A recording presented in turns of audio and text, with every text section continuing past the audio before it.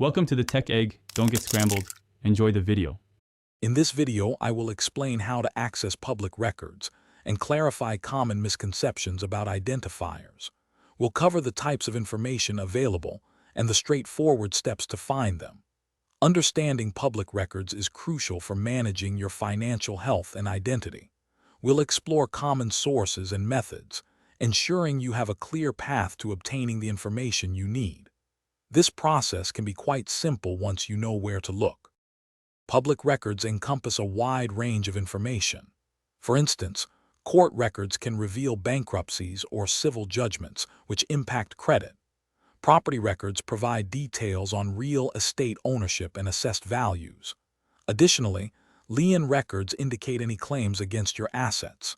These records are generally maintained by local, state, or federal government entities, offering a comprehensive view of an individual's public financial footprint.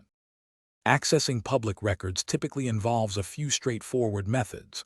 You can visit your local county clerk's office or courthouse to request specific documents in person.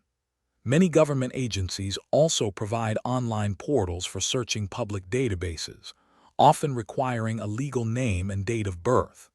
Additionally, reputable third-party services can help compile these records for a fee, streamlining your search process significantly.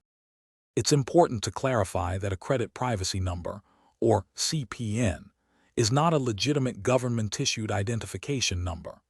Therefore, public record databases, which are maintained by official entities, cannot be searched using a CPN. To accurately access your public records, you must always use your legal name, date of birth, and your social security number, as these are the verifiable identifiers recognized by official systems. Thanks for watching. Consider subscribing if I helped unscramble your problems.